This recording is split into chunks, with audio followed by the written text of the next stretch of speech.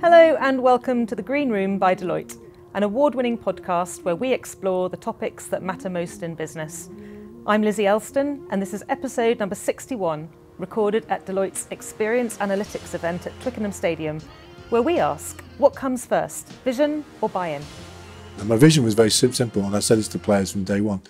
Can we get 80,000 people on their feet going crazy about the way we play rugby? You have to talk to people in their way and through their way of communicating. If you have one-on-one meetings, I think you can get real buy-in. Then when you've got team meetings, you know everyone's with you. If someone asks you a question, you keep telling them what the answer is, they're only ever going to conform to what your view is.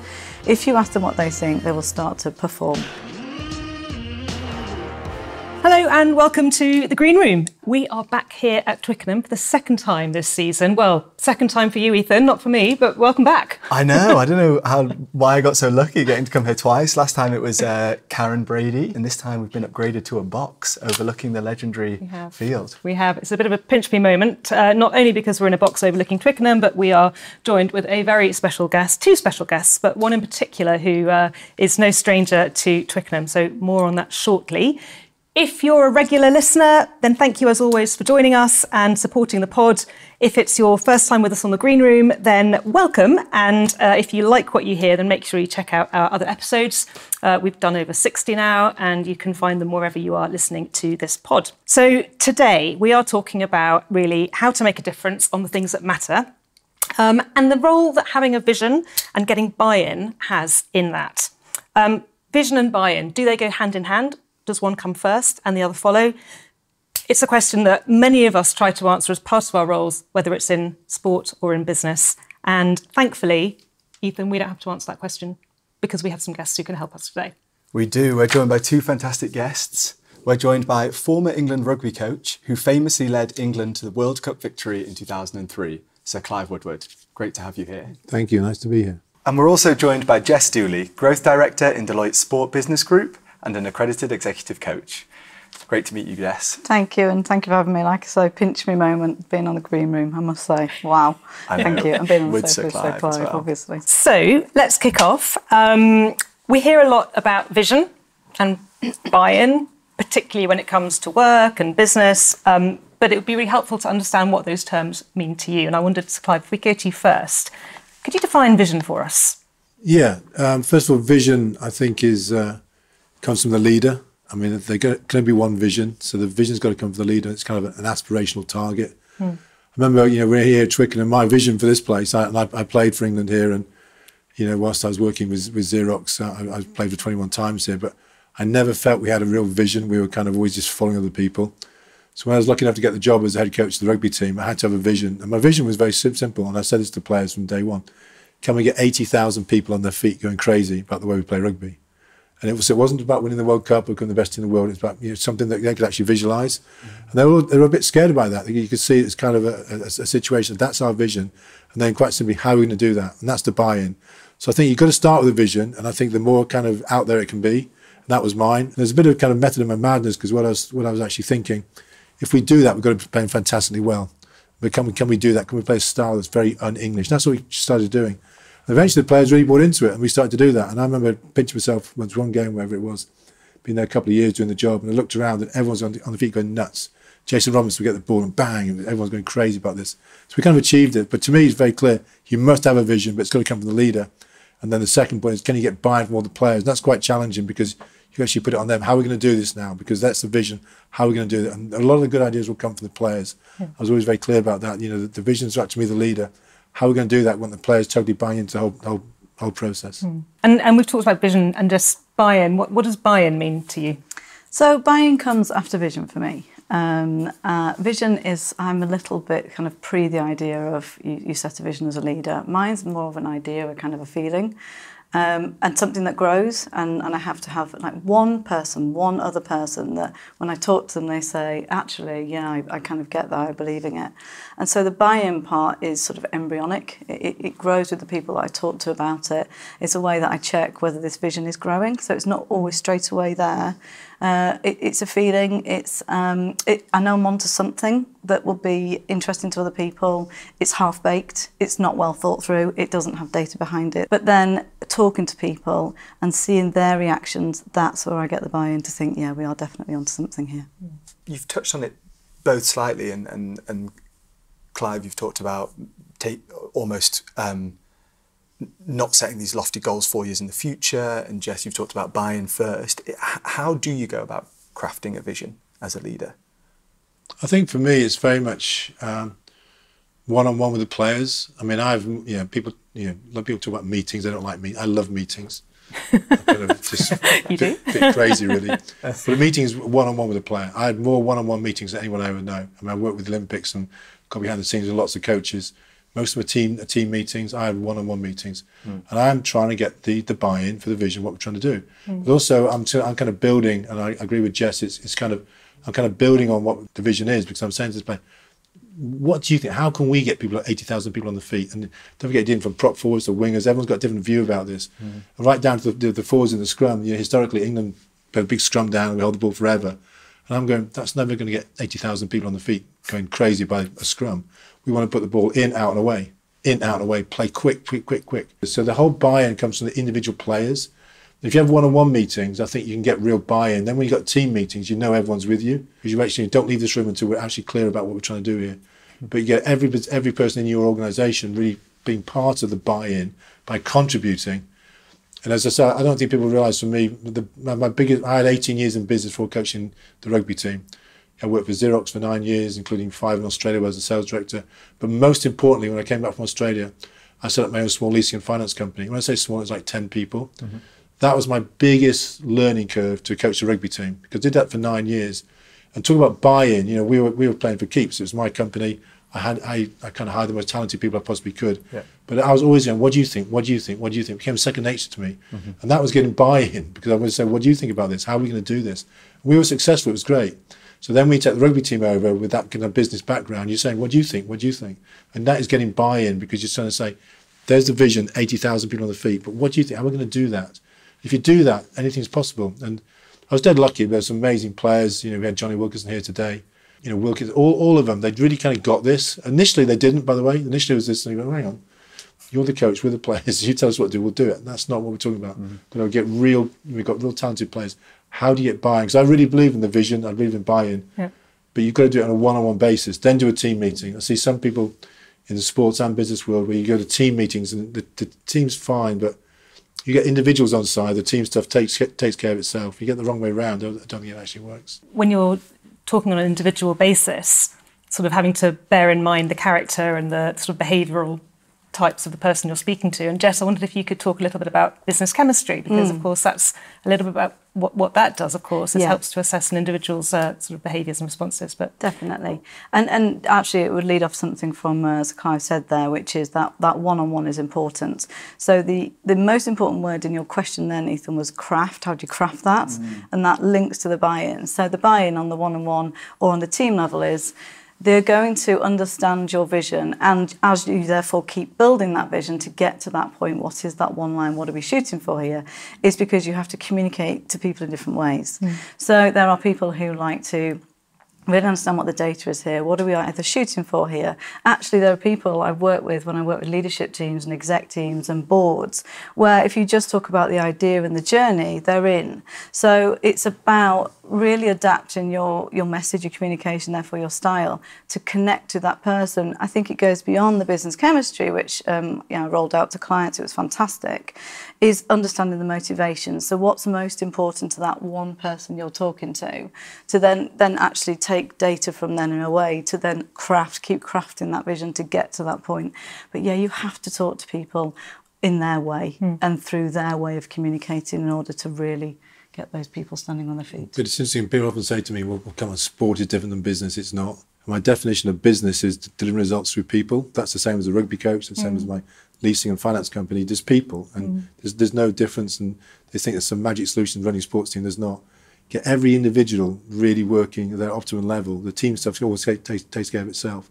And if you're really getting them bought in, as Jess said, if you get them buying into this whole process, but more important, not just buying in, coming up with their own ideas. When I get really excited when the players, well, what about this, what about that? The difference I see in sport and business and exec teams and leadership teams is that clarity of role isn't always there. So it's really important that the players on the teams know their positions and where they're to put the ball. It's the same in leadership teams, it's the same in business, as you said. So whilst there might be a vision, is everyone bought into it? Actually, what is my role in that? What's the scaffolding behind that? What's the coherence?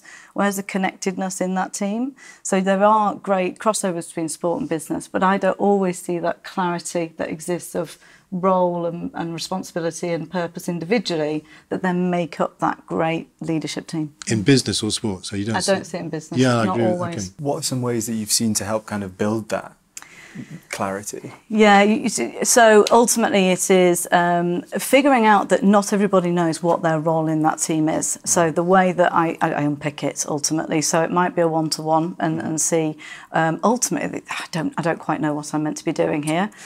Leaders in business they have to be part of an exec board or an executive, but they also are leaders of a division and a function.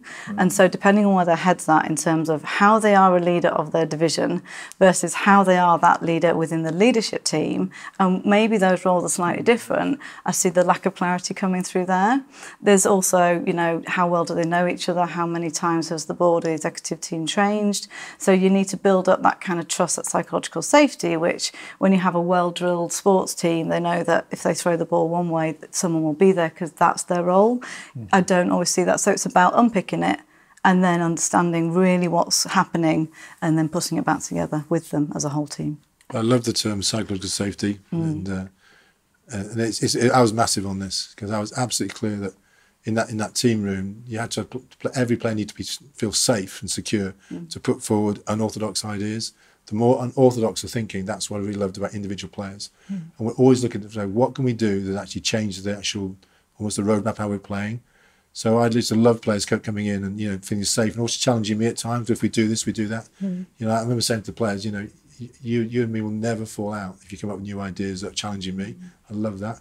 You and me will fall out if you've got an idea and you don't feel confident by saying so because you think I'm going to get annoyed about it or someone else is going to get annoyed about it. So that is how you create this real opportunity to actually build on what you're actually putting in terms of your vision. But you need every individual, and this takes some time to actually do if you're starting with a new team who's not used to this. Once you get used to it, it's fantastic. It's not just sitting back, but the ideas are going to come flooding through from the whole team. And that's what champion teams do. It doesn't matter whether you're captain or one of the leaders or just one a new player. If you've got an idea, I expect you to stand on your feet and put the idea forward with real clarity. About, is this going to make us play faster or get 80,000 people on their feet going crazy? And tell us a little bit more about the way in which, I guess, you got the team coming up with their own ideas and then creating rules around it, because I think this is so interesting about the fact that it wasn't always from yourself. It was you guys work it out and then we'll agree it. So what I basically did, and I definitely got this somewhere in my business past, but what I did was break the game of rugby down to 7 areas. There's there was defence, attack, basics and things like that. We had seven areas. And this is how we broke the whole game down. There's nothing we didn't do in the game of rugby that wouldn't come under one of these 7 areas. But what we became really good at without knowing it was capturing everyone's information. So what I'm basically saying, I've got my own views about these 7 areas, but what we became really good at is capturing information, data about these areas. And the players were always inputting new thoughts and new ideas into these 7 areas. And we created kind of, some very simple language about this. We had 7 posts on the wall. We had then key points. So under these 7 areas, what are the key points? What are the things we've absolutely got to get right? And that was a key language for us. So once we had these 7 areas, they were inputting. And what I'm doing fundamentally is capturing your IP. Because all these players, I still think as a player, in my ripe old age now, I still think of a player. And all these players got all this knowledge and ideas, but I'm trying to get out of your head, out of your computer, into one format where we can study it. Then when you study it, then you can actually come up with your key points, right? To do well at these areas, scrums, lineouts, restarts, which are all part of the 7 areas. If we actually really understand this, then we can start to coach this better and better and better and better. But the headline news was still 80,000 people on their feet going nuts. But it's almost like if I was going to coach you, we'd replicate that system by saying, right, we're going to write a book together. So, absolutely fine, anytime. So my book was 7 chapters. So if you imagine your book, Coaching Rugby, open the book, there's your seven chapters. Yep. And you're always putting new knowledge, new information through. The more that knowledge comes from the players, the better it actually is. So we're going to start this book and we can start to capture this information and knowledge, then restudy it. And that's what actually made a difference, because it became very clear, very simple. These are 7 areas. How are we going to play quicker from all these areas? How are we going to get 80,000 people on the feet. But it was a clarity of thought where the players had the confidence, psychological safety, as Jess says. Can we have the real clarity of thought, how we can actually affect all 7 areas to play quicker? And they were on the wall. It's very simple, very structured, very broken down. But every player knew those 7 posters inside out, with all the key points of how it actually goes to make the team play faster, basically. Mm. Obviously, you had quite a lot of buy-in and could implement these techniques in your rugby team. How was it different when you went over to the Olympics? How did you take some of those learnings into your role in the Olympics? It was no different at all. It was absolutely the same. I mean, my role in the Olympics was different. In England, I'm the head coach. I'm in charge of this team of people. Mm-hmm. My Olympic role was overseeing 26 sports, because the Olympic team, British cycling, British sailing, athletics, taekwondo, they're all 26 different sports. So I was overseeing those 26 sports. My main job with the Olympics, and I did 3 Olympic Games, I did Beijing, Vancouver 2010, obviously London 2012. My main role in this was making sure all those 26 sports got on with each other during the actual games. The first games in Beijing, which I was really looking forward to, they didn't get on very well. I won't make no bones about it. I was really disappointed, because behind the scenes, you think Team GB is this wonderful, coordinated team. It wasn't. There were 26 sports, all working in silos. And when you think about it, and I didn't realise this at the time because I only just knew into the job, they're all competing for funding. Every sports lottery funded. Fundamentally, if one team fails, that's actually good news for the other team, because they get more money next year. So, this was so obvious when I started. Yeah. So we had to turn the whole thing around to actually work as one genuine team. Mm-hmm. So we use the same process. We're trying to actually create, what's the vision? We want to be the most successful British team ever in London 2012. How are we going to? When we start to actually look at our behaviours, how we actually worked better together, and there's no difference. Delivering results through people. So. Yeah.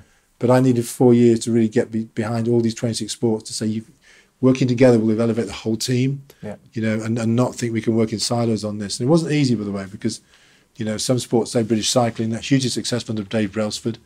When I first took over, we had some humdingers in terms of our kind of conversations, because he was just saying, leave me alone. Just leave me alone. I'll deliver you 10, 12 medals in London 2012. But I don't care about these other sports. I had to persuade him that actually these other sports could bring you down. Yeah. And more importantly, if these other sports work really well together, that will elevate you as a team. So it was a fascinating job, and we got the job done. Dave Brailsford was brilliant, Sir Dave Brailsford now. He was fantastic. He led on this. Once he understood what I was saying, that you can't just ignore these other teams. They're in the village with you. They're your teammates. They've got to become part of your actual team.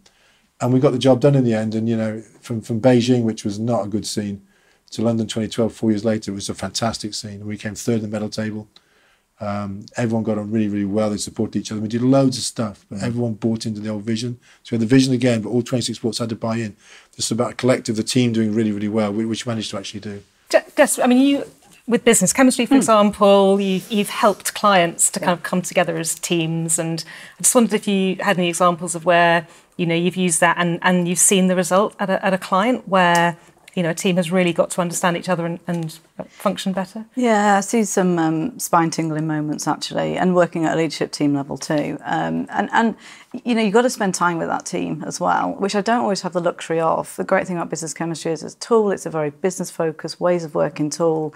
It's a great descriptor and codification of how I like to work versus how Sir Clive would like to work. But, that kind of connection between them. So when I go in, it kind of opens them up. And so really that I sort of use that, and then I use my executive coaching and business coaching with asking them questions. So ultimately, one international leadership team I was working with, they had a go-live project within 8 months, and I was with the leadership team, and it was fascinating. We were doing business chemistry, they were understanding how they like to work, and actually they were kind of clustering around a certain couple of behaviours, which were driving momentum, driving results, ideas, executing some, but not so much. And they were really up in that kind of sort of what we would call driver pioneer space. So my hypothesis on then is who's doing the work, how do we get this done, and who are they taking with them? Because if it's a go live date in 8 months' time, of which I didn't understand what it was, that wasn't important. The turning point for me was they took a call. They said, do you mind if we stop the session, Jess, and we'll take a call with the octopus in the middle? And I said, not a problem, and I just sort of sat away. But what I heard on that call was the turning points. So they wanted to walk down the spreadsheet, every single line, and the people on the call, right, where you at with that, where you at with that, where you at with that. And we got to some guy, and the leader said, where are you at with that? He said, I'm having some problems actually. I can't get this and I can't get that. And the leader said, OK, fine, but when do you think you'll have it done by? I said, well, I'm struggling a bit because I need this before that would happen. And but the leader pushed again and said, well, but when? Is it Monday or is it Monday? And I thought, this is what's happening here. And so as we came off, I just kind of went off script a bit and said, what happened there? You talk me through what that is, or that's always how our meetings go. We lead it and we ask them the questions and then it's done. And I said, so what do you think's happening on the other end of that phone? Because I know what I heard, I'm not sure what you're hearing. And so we kind of sat in the problem or the revelation for a little bit, and we sat, and about what felt like 5 minutes, but it was probably only 25 seconds, a leader said, my goodness me, they're scared of us. And they said, they've got fear. And if we've got fear in this, the stress, so what they're not doing is they won't come to us with problems and we can't help them out. Mm-hmm. And to answer your question fully, they said, will you come back in 3 months' time? And I said, yes, of course I will. And when I walked back into that meeting, how is everybody? How are we doing? They were lovely, much more connected, much more psychological safety in the team. I said, how are the team meetings going? And they said, we've completely changed them. They bring the agenda and we just say, what's the most important thing here? And actually, we have stopped a few things from falling over, which means our project's on track to go live. Mm-hmm. I mean, that leads on really nicely to my question that I was going to ask, which is, if you don't have that buy-in and you're not getting that, what do you do? Is it about adapting your leadership style? Is it about changing your vision, or maybe a combination of both? So I wouldn't necessarily change the vision. Once I've crafted that vision, it takes a while, that I've explained for me. I don't just set it and off we go. I think you're not going to get buy-in by just saying this is it. That's why the craft words was important. Then there are people that will not be brought in. And so what do I do about that? I want to want it for sure. And then I just sort of sit back and think, how many legs has this really got? How far can we go? There hasn't been buy-in. There hasn't been buy-in on great sporting things like the European Super League, for example. I still can't choose a carpet at home because I don't have buy-in at home about, between the home team. But actually, sometimes... These are the big things. They're massive. Yeah. I mean, we can't move forward unless that's done. But when I haven't had buy-in, I tend to ask for time with that person or the two people and really understand why not and listen. And if they've got a fair point, then they've got a fair point. What I want to understand is how disruptive that is to the rest of the team, and therefore how much that will take the vision off. Because if it's one or two people, I just sort of go around the sides a bit and kind of figure it out a better way. Just because I still think I'm onto something and the majority's there, you're always going to have some people that aren't bought in. But once the momentum starts, then usually people go with you. And those that don't want to, don't have to. They're not going to get on the bus. And Clive, did you find a way to kind of bring in those who just were finding it hard to get on the bus? Or, as Jess said, do you sort of leave them to it and hope that they come around? I was very clear on this. And again, I have to be clear. I learned this from running my own small leasing and finance company, that was the biggest learning opportunity I had. And I have, I think, winning behaviours. If we're going to discuss anything, whether it's from the business point of view or just our behaviours, say, for example, what I want to do was put it out there to the team first. And I want to know what you think. I think one key part of leadership is listening. So what we have, I'll give you an example. When I first took over the rugby team all those years ago, the first thing I said, right, I want to know our definition of time. And they looked at me and said, what do you mean by time? And also, by the way, I'd already done one-on-ones with all the players, so they understood what I was talking about here. I want to hear your definition of time. So in other words, I don't want to be the next 4 or 5 years while I'm coaching you, every meeting go, don't be late, don't be late, don't be late. And I think time says more about an individual or a team of people than anything I can think of. How can you trust someone who can't be bothered to be on time for you? So I asked them to go away and discuss time and present back to me. And what you're hoping to get as a leader is to actually get 100% agreement from the actual team. But the most important thing to understand about what I call winning behaviours is you as a leader, you're not using any authority here because you still go yes or no. So if they come back to you with something that you don't like, you go, no, don't like that. It's gone too far, not gone far enough. Rediscuss it. So eventually, the time was the first one we did. They came back to me and Martin Johnson presented to me. They got this. This is why they became the world champions. They got this. Now, our definition of time is 10 minutes early. So that's in writing. And so as you as a leader, the most important thing, you're not losing any authority in this because you say yes or no. But of course, I'm going to go, that's fine. So that became our first winning behaviour around time. But the most important thing to understand is every individual has been involved in that. And if you involve people, I think they deliver. If you just keep telling them what to do, that's kind of our old style leadership. So that became our first. And then what we do, we branded it. When I say branded, we use sports names. So time was called Lombardi time after a famous American football coach called Vince Lombardi. The NFL Super Bowl is now called the Lombardi Trophy. You know, I coached England for 8-9 years. Over 250 players came under me. Just walk up to anyone's players and go Lombardi time. They go 10 minutes early, you're spoken to Clive. Because they became our culture, our habits, but they were involved in the decision. It wasn't something I was told them to actually do. And you can put other stuff out there. And this is how I've done the whole thing. This is how I run my whole businesses. Because I'm used to saying, what do you think? What do you think? What do you think? And what happens is you could get an issue where you've not got 100% agreement. So say you've got a team of 10 people, 7 think this, 3 thinks that. At some stage, usually you've got to step in and go, okay, enough talk. We're going to get on this. I'm going to go with the 3 people, so I think they're right. So those 7 players who've, you know, you've not agreed with them, they've still got to leave that room and go, okay, that's the decision, that's it. No more corridor talk, no more silos, that's what we're going to actually do. And if you want to think about this, you start off with some fairly straightforward stuff, timekeeping, language, dress. But then you can get into some real areas. There's nothing that can't be put on the table. You know, harassment, racism, inclusion. Get them on the table, because what my whole experience is you assume people know how to behave in terms of winning behaviours, but they don't, because they've never actually documented it, and there's nothing we can't put on the table. Did you know at Deloitte we buy goods and services from social enterprises, which contributes to our 5 Million Futures programme? From Babies with Love sells beautiful gifts for babies and gives the profits to orphaned and abandoned children around the world. Their ethically sourced designs help vulnerable children to grow up in safe, happy places. Do you know someone who's expecting? Why not treat them with a gift from FromBabiesWithLove.org? Now back to our topic of the day. I've got this thing called a black book, which is the England winning behaviours book. There's over 250 winning behaviours in there. And every player will know inside and back to front. I mean, one of my favourites on selection. Selection is quite an interesting one. So when I first took over, I remember saying to the team, okay, I want to know your views on selection. I want to know how you're going to behave if I pick you. I want to know how you're going to behave if you're on the bench. And I want to know how you're going to behave if you're one of the people I don't pick.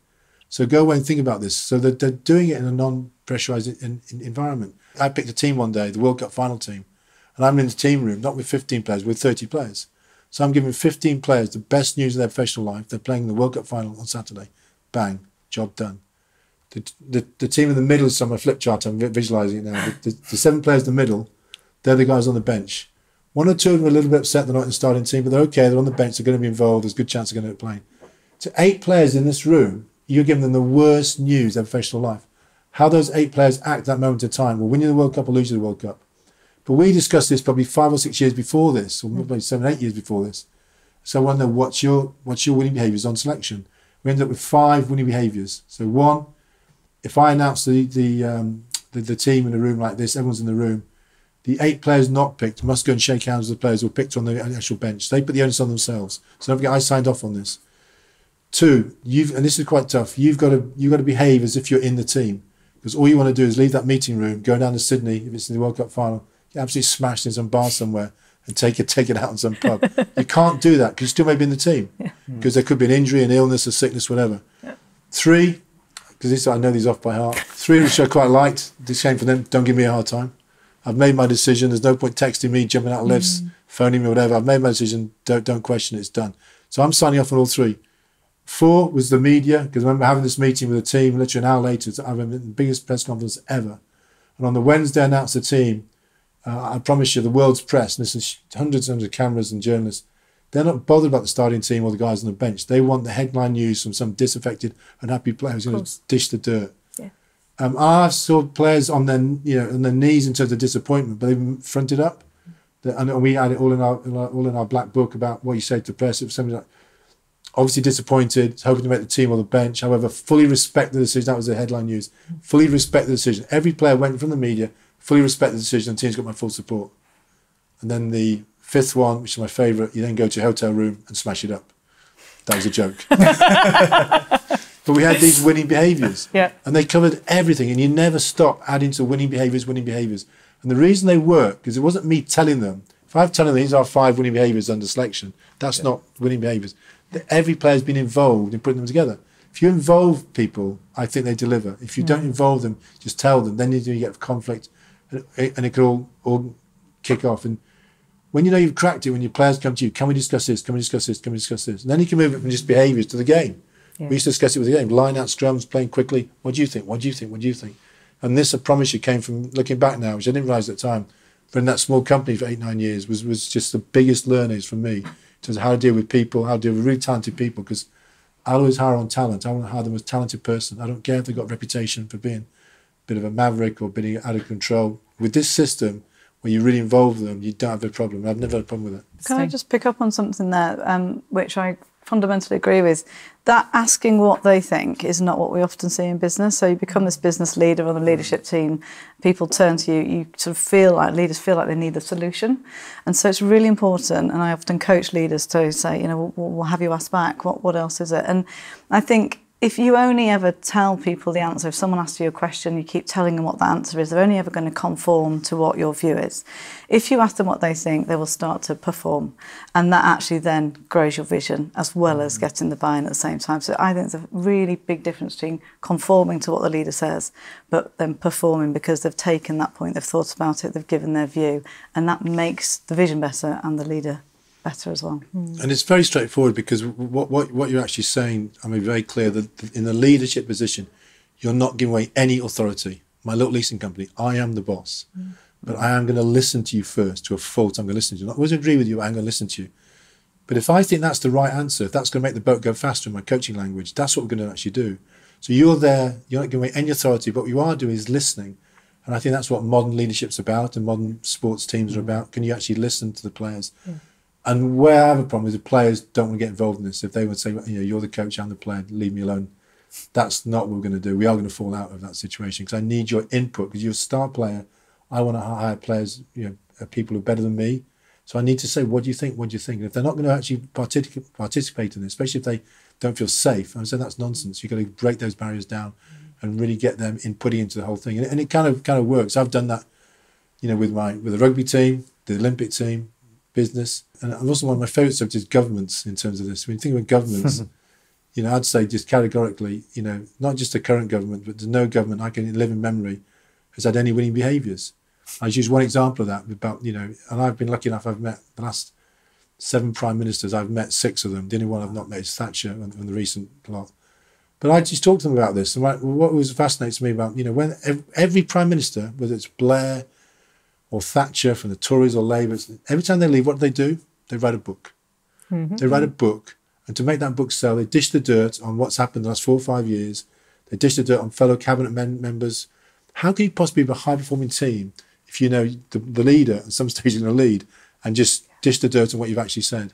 So our winning behaviours with that rugby team were 24/7, 365, and till death us do part. So we've had a lot of really interesting discussion about getting buy-in, but what about getting buy-in from above and having people buy into you? A, how does that kind of affect what you can do? And B, how do you get that buy-in from above when it's not necessarily coming?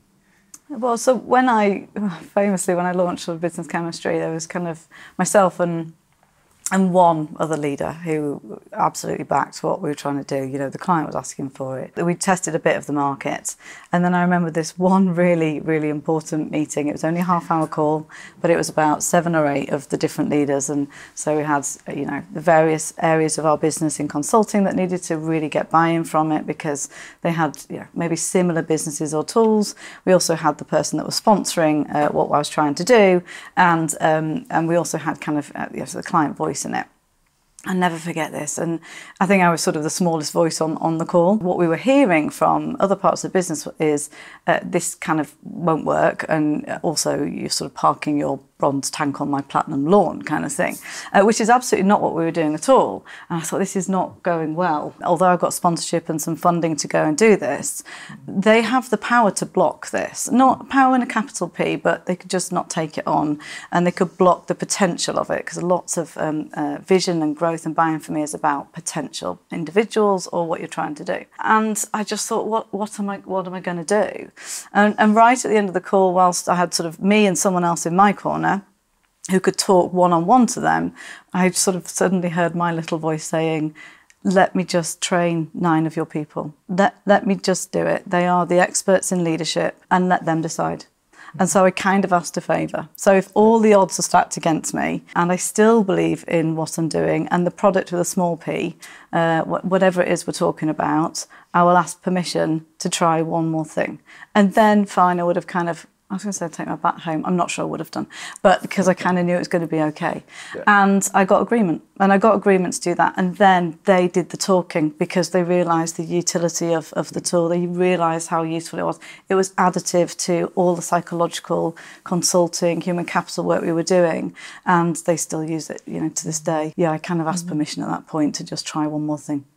It's such a brilliant tool, and it's become so much part of the Deloitte culture, hasn't it? I mean, we all know, oh yeah, you're a pioneer, that makes sense. And yeah, no, I'm an integrator, that's why I find it hard to work with a driver. Actually, maybe I should profile Clive. Yeah. I'm a what? What was the two things? Are you a pioneer, a driver, an integrator, or a guardian? But maybe Jess can explain I hope I'm a pioneer.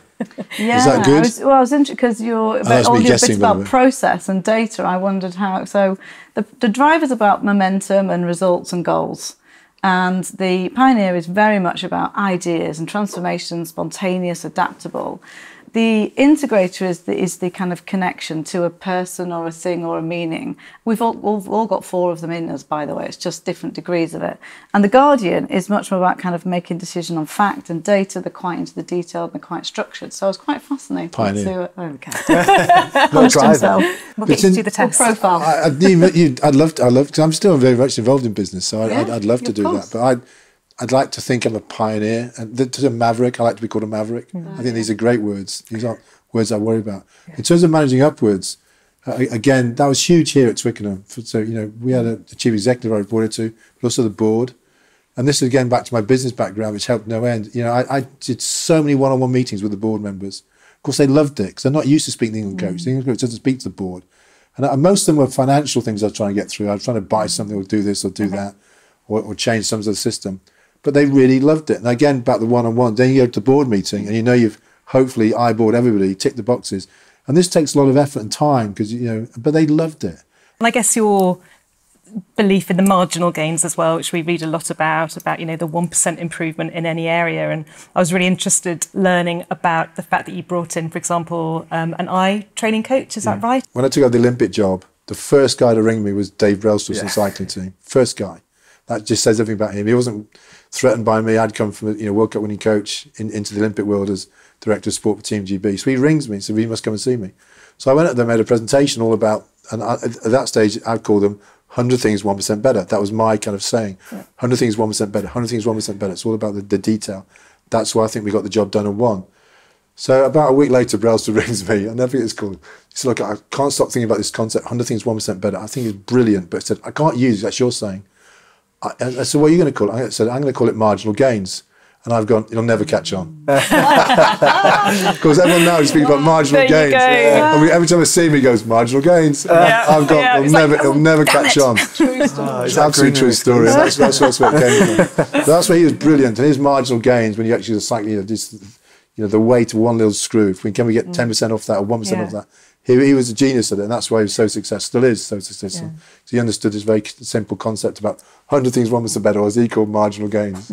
We would love to talk for hours more, but very conscious of time and the need to get to our big question of the episode. So just to wrap up, let's bring it back to the big question, which is, in one short answer, could you each please tell us what comes first, vision or buy-in?